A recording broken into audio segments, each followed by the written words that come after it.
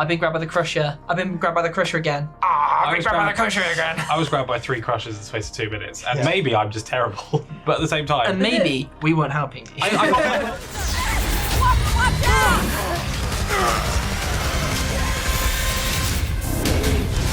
We're back for Blood being out today. We've been playing it for the last few days across Xbox and PC.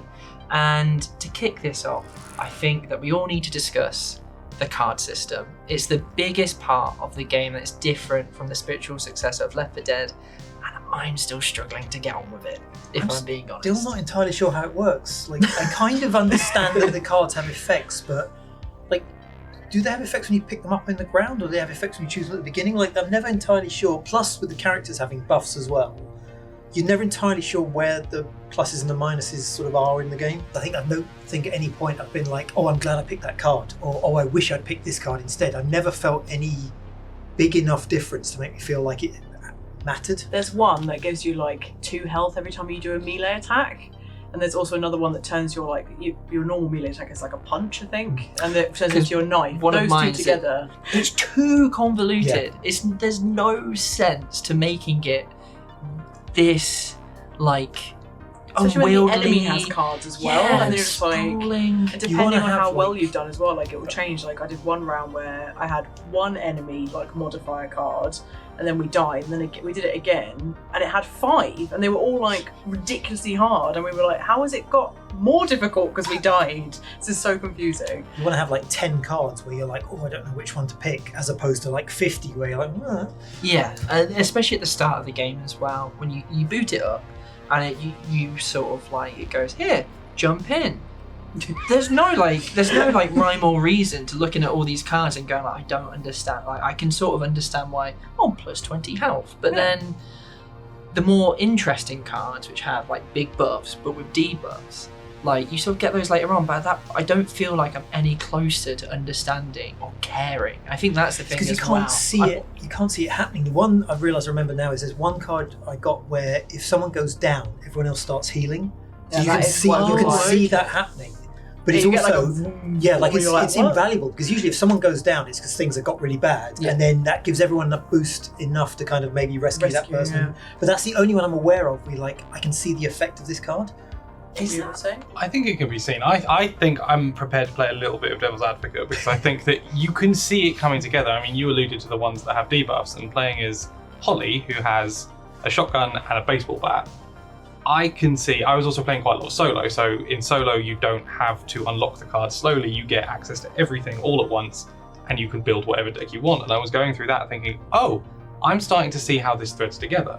And I can see that after a certain amount of time, as you've built something that actually makes sense for your character and makes sense to how you play, that'd be great, because I'll go back to what I said, you mentioned like buffs that have debuffs, so more melee damage, for example, is great for me at the expense of ammo capacity, but I didn't want to shoot anything, I just wanted to smack stuff as much as I could. That worked really nicely, and so when those things start to come together, that felt really good, but it feels like it takes a really long time. I think the game's very bad at like teaching you about it as well, like because I played the beta, but then I also played the tutorial just to see, just refresh all the mechanics and stuff. It doesn't do a very good example of like, here's how it works and here how you could use it as like a little like an example deck or something like that. Like the starter deck is fine, but it's very generalized, and like I've started to build like a really good custom deck now, because you can unlock more cards using supply points or whatever, which is again, it's quite a convoluted system. Look at his face.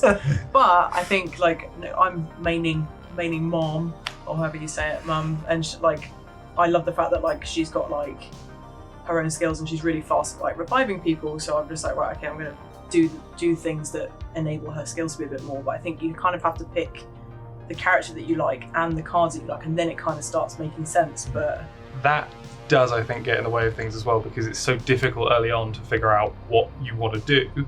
And you say like the starter cards are very generic, and you pick your characters maybe vaguely around what their skills are, but you could very easily, or just if they're cool looking, like that's definitely what I was aiming for at the beginning. But then you can't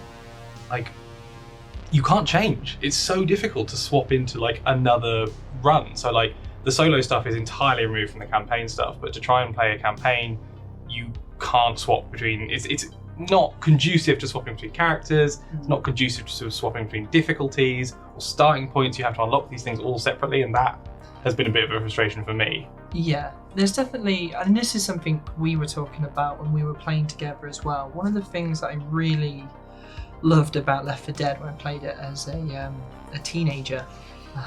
Youngster. Yeah. God, I miss being young. But no, You're but 29. Anyway. yeah, I don't feel it.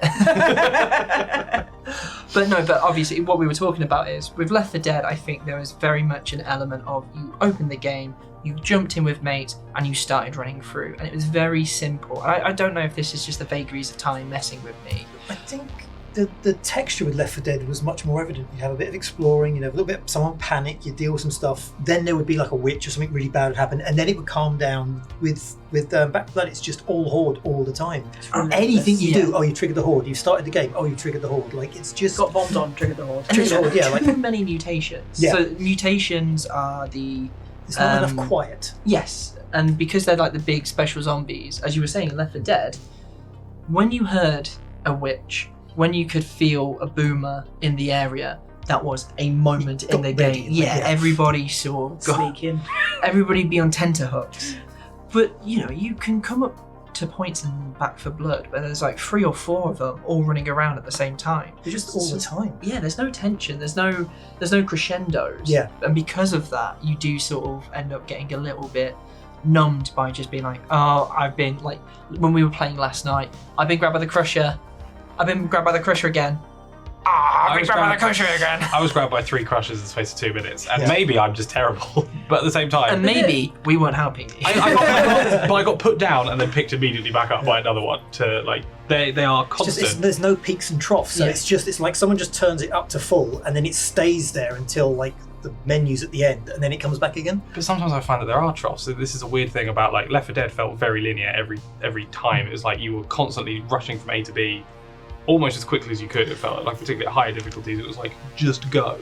And I'm finding areas of Back 4 Blood quieten down a lot, and you just sort of wonder, like, I'm getting lost. I think that's not helpful. Yeah. Like, where you Yeah. just like, Signposting's not great. signposting could be better in places, certainly, and especially when you're going through areas that you've seen before. And you said earlier that you found that a bit strange. I kind of liked the fact that you do at least feel like this is a world that we have made a stand in and are exploring and liberating, as it were, different parts of. So we're going to Yeah. experience it in different ways. But there are times where you're going through somewhere that you've already cleared out, or it's not clear that you've got to go into a place and then come back out. And that always Yeah. feels a little bit peculiar to me.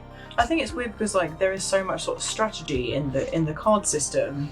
It then kind of misses that from the gameplay because it's just I don't feel like I don't make a plan. I'm just like bullet sponging everyone, or slashing people, like slashing the ridden to death, and like I don't feel like there's enough time to sort of like be like, okay, right, you go over there and do that, and like we need to avoid this area because the witch is there or whatever, or like it's just kind of an onslaught, and then it will stop and you'll be like, okay, now what am I meant to do? And like the signposting isn't great, you're not always sure exactly where you're about to go, but then you spend ages sort of like, oh, do I take this card or do I take this card? It's like I spend more time looking at the cards than I do thinking about like the strategy as the game goes, which is weird but enjoyable because you're kind of just like, I know what I'm going to get from each level. It's just going to be an onslaught of zombies and some puzzle solving. I was going to say, to the game's defense, I think obviously there are times when the turned up to 11 nature of it works really well at specific levels. I think early on in the game there is one, so the game is sort of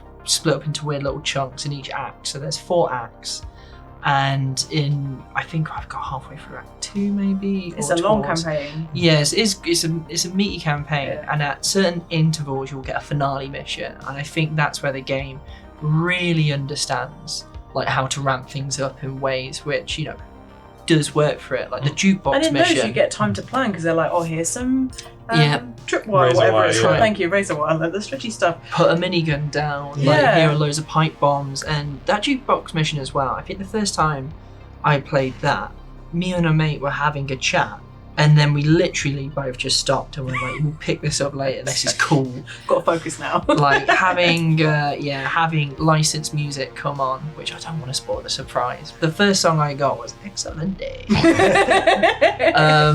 But yeah, I think those sort of set pieces are definitely like the sort of thing I wanted from this game. Yeah. And then the bits you constantly keep talking about, I think I've told 4 or 5 people about the Jukebox Mission now, or like just those moments where you do get like a breeze to go, right, this is actually what we're going to do, and then it feels like there is a moment, whereas like leading up to that, it's kind of just been like, just get to the safe room and just try and survive and make sure that like you're not downed at any point. I mean, but you will be the whole time. But yeah, it's almost, maybe it is an issue with the game's pacing, where the further I've played it, or the further I've got into the campaign, I think the better it's got. But front loading it with so many missions where you're a bit like, I'm still a little bit unsure with the guns as well sometimes, because you spend all this time kind of like, why have other guns in the world when you're like, you get a good silencer and a clip and you start to build out this gun, and then you're like, well, why would I swap it for anything else? Like, I've put a lot of effort into this, getting this as good as it is, and then you suddenly find like something else and you're like, it's interesting because ammo's so limited in the game as well. It feels like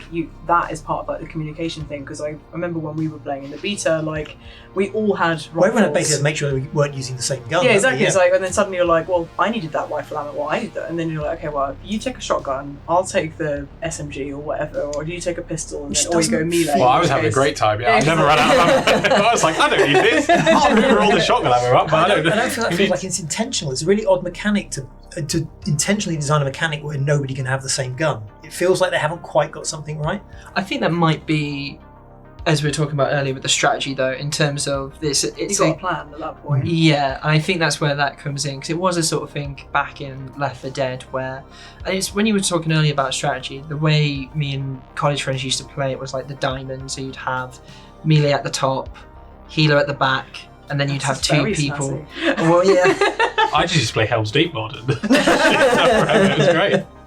But that's sort of that idea of like you would move as like a tight unit to make sure you didn't get like overwhelmed by zombies. But at the moment, and to be fair, I'm playing on rookie because, as Ali was talking earlier about like the difficulty settings, because you can't unlock new missions until you've done them on that difficulty. So I'm halfway through the rookie campaign, but to do it again, if I wanted to get there, if I wanted to try on like normal. Yeah. I then have to like start from the beginning, which I'm not sure how I feel about. But there's certainly one way to keep me playing.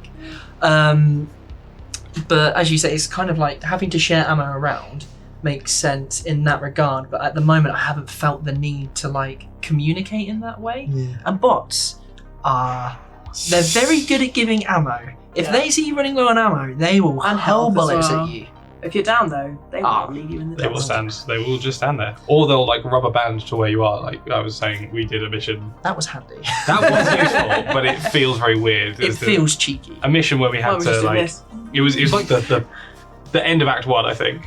And we had given them up for dead. We were like, the bots aren't running with us. Yeah. So we'll just make it to the end zone and give up on the bonus objective, which was get everything to the end point. And they just snapped in behind you, and you were like, let's leave them, I don't care, whatever. And I was like, oh, they're here now. Like, they've just showed up. I wasn't talking about you guys. I meant the people we were playing with. Yeah, it is interesting because obviously, because I think you guys have had experience of randos joining the game, whereas we've set it up to keep it I didn't realise walled you off. could do a private thing. It's in the preferences. Well, that's the weird thing on the lobby where it says like make it private, but it doesn't make it private. Yeah, it's like a second option to make it private, which is like we've had a great time. Like me and Rachel from GamesRadar also played, and then this guy whose voice perfectly fitted the old gentleman character. Like within an inch of its life, it was amazing, and we had a great time. But then last night I played again with Rachel and with 2 randoms, and they just kept setting car alarms off deliberately, and like it just kind of puts you off. It's just like there's no communication, no one's talking, and which is like kind of the whole point. And you're just like, I just want to play on my own. And then we played with 2 bots, and they were as bad. Bad in different ways. Bad in different ways. They didn't set off car alarms, but they didn't help us up when we were both downed. And I think that's the major issue I have with the bots. Like in a game like this, you will be downed at a certain point, and to have the bots basically look at you and go, if only there was something I could do in this situation. and your characters go, can someone help me up, please? And when the bots Anyone? are Mum, and Mum's whole shtick is pick you up immediately, Yeah. you're just like, what is happening in front of my eyes? Like this healer bot is doing nothing. It's like not doing its one thing. It should be the like priority. Like in any game with bots, if you're downed, that getting you back up should be the only thing they care about. Because otherwise you're literally just sat on the floor while you watch these things do nothing. just hammering at whatever comes near you. Yeah, it's a really weird choice. I do like the fact you can attack while down though. That's makes me good. very Yes. I happy, enjoy that a because you're lot. just like, I can keep these off you if you can just get me up. Yeah. I enjoyed that as well, especially the when I was down in it. I don't think it was with you guys. It might have been in a different when I did the other Jukebox mission. But here, like my character going down, angry guitars in the background, while just sort of like. The action movie.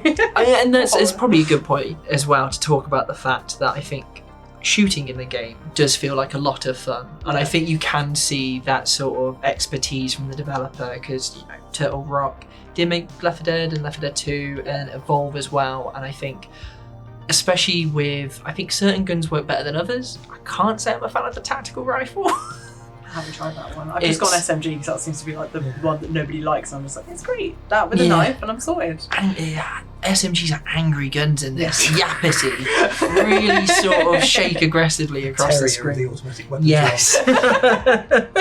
I think that's the problem that I have with Battlefield. Is like when it all comes together, when you've got great guns, great music, like a real point where everyone's like come together and is working as a team. It's just like, this is great. This is exactly how I remember Left 4 Dead being. But it's just like sometimes the frustrations to getting there and the quote is just like, oh, it is worth it in the end. You can feel something underneath it. Yeah. And it's like, I'm waiting. I'm sticking with it for now. I'm enjoying it.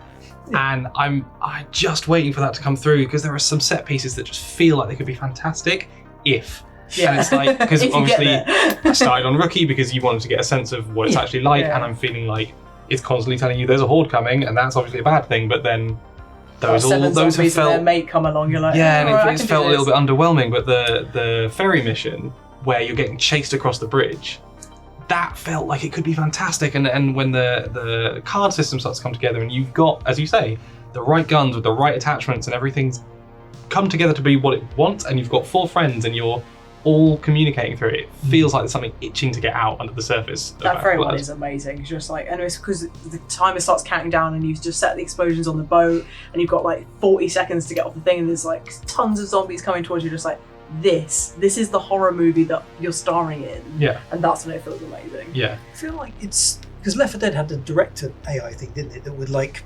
sculpt the game around you, and it doesn't. It's still, fe- apparently is doing that. but it with doesn't the feel. card It doesn't systems. feel like it as much. Like it doesn't feel like the game's as aware of you as Left 4 Dead was. Left 4 Dead would throw you little curveballs and put things in strange places and catch you by surprise. There'd be times as well where like routes you'd run before, a tree would have fallen down, so you couldn't run that Yeah. route anymore. Yeah. Whereas at the moment, I hadn't seen any. It like feels that. more like it's just kind of pressure plates that you just tread on. It'd be like, oh yeah, make some monsters now. The do a thing closest I'm now. getting to that is I think the sleeper zombies, the ones like I hate the them. half body ones nestled into the wall, Yeah. and they just jump at you, and that's one of my bigger problems with the special infected or the augmented, or I can't remember the term off the top of my head, but Mutations. mutations, that's the one. Sorry, is the What is that name? that's a bad name. I assume ridden with some kind of zombie virus, but not great. But it's the fact that so you'll find those sleeper infected, and they'll just jump at you, and it's like, I feel like there's not a huge amount of counterplay to the mutations, where I said this to you before, like the big guys, one of the versions of them just runs up and explodes before I've realistically found an ability to do anything, and that's very annoying because it displaces you quite a long way in some instances, and I don't enjoy that personally. And then the sleeper ones will just leap on you, and you're like, oh, I'm stuck. And if you're playing by yourself, Scream every time as well. if you're playing by yourself, the bots will not help you. You're just there being like, You want to go into those sort of levels and be like surprised and be like, okay, let's just see what's out there, and it's like, no, it's just hordes and mutations all the time. But I think that's when you said earlier, like, I wanted a horror game. Like, in a weird way, this isn't a horror game. No, It's an action Yeah. game, and like that tension doesn't exist. Like, there are moments where you might get the occasional like, oh, something has come around the corner I'm not expecting, but there's not that sustained build up. There's not you think that. this maybe for tens pacing. of bloody birds. When they're like, don't Well, I disturb think, the yeah, birds. And you're those- like, Those horror moments exist. Like Yeah. the birds is a good one. There's the mission modifier that's where it goes foggy. I saw another one that was like Fog. the lights go out essentially, and I can't remember exactly what the rest of the thing was, but it was very much like there's a way to now sneak through this mission. And again, I feel like if you become very familiar with the game, that's another way in which it changes things up to make itself really interesting. Like a stealth version of this game does strike me as actually like a really interesting thing to try out, but I've yet to see them really manifest as horror things. But if those elements exist at the moment and how much we've played, I don't think they are coming together to create. You're that not seeing them atmosphere. frequently enough, because half the time. So the card system is obviously not just playing things that will actively hinder you, they're playing other objectives sometimes. So you might see a card that says zombies will be a little bit more difficult to kill, but you might see a card that says don't get incapacitated 4 times over the course of this level, or bring X thing to the end of the game. And like, it's the fact that you're not getting the hindrances often enough. Like sometimes you're just getting an objective that is, we're all, I think, struggling to find the benefit of doing the objectives. You definitely said, I'm not finding the supply crate, I don't care, at a certain point in one of the levels. Exactly, it doesn't make a huge amount of difference, whereas then you feel like if you find those really good cards coming up more often, that could just be more fun. Like, it would just change things up enough and make it scary in a different way. Or like, I don't know, just interesting in a different way, you know, like especially when you are going through some of the certain areas like multiple times, it's suddenly like, oh, this time it's filled with fog, and like I've found some like weird glowing, really fast ridden, they've got like green brains coming out of their head, and like they're horrible because they're really, really fast. And it's suddenly, when you get into that bit, combining all the sort of enemy sort of trump cards, I guess, like coming towards you, like, okay, yeah, it's getting more interesting now. But maybe it's just the fact that like you need to play like tens of hours to get there, but it's just like always a difficult sell though. I think that's becoming more and more, for me personally, like a harder sell. And this isn't directed Back 4 Blood now, but the idea when people say with a game like, oh, it gets really good X amount of hours in, it's like, mate, I'm a busy woman. I can get so much done in the time you've just said, like, and I can play things that I'd enjoy from the jump rather than getting to that point. I think it's maybe a little bit unfair, because I think there's it's enjoyable from the start. Like, if you don't have to wrestle with getting someone into your party, which we've had some struggles with, but like I was having fun from the start, but like the sense of that's just my sparkling company. The sense of bringing it all together from the start, it just isn't quite there. Like as I say, I'm waiting for it to come out, and it's not getting there, and I don't know if I have the patience to wait 10-20 hours. Okay, so we've said all of this, right? So if each of you had to put a score on it, what would you give it? Ali? I'll go first. I'm sticking with what I said at the beginning. I think I'm going 7 out of 10. Like, I'm enjoying it, but I'm not seeing the spark yet. Like, I'm prepared to go back for it. You still recommend it? I would recommend it. Yeah. Particularly as a Games Pass thing. I don't know if I would recommend it at full price. Particularly because Left 4 Dead 2 is infinitely moddable and costs £10 or thereabouts. And I mean, this is also not a strictly fair comparison, but I looked it up. Left 4 Dead 2 launched at £30 and Back 4 Blood launching at £60 is, in my opinion, a much trickier recommendation. But as a Games Pass game, 100% I'd recommend it. You can mess around with it for a few hours, and if it clicks for you, then that's fantastic.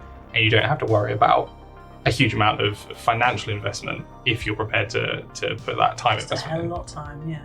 Ben, what would you give it? I think I'd probably, at this moment in time, I'd give it a 6 out of 10. I think that, as Ali has said, I think the elements of a great game is there, but it's just not quite coalescing in a way that has really sort of struck me as this is a game I want to play for the next 3, 6, 9 months. Yeah. Like, I'm at a point now where, having spent a lot of time indoors over the past 2 years, I wonder why. And having played a lot of multiplayer games, I think it's there's nothing about this which is sort of like, you know, scream like, oh, this is something I want to play and stick with. But as you say, it's a Games Pass game.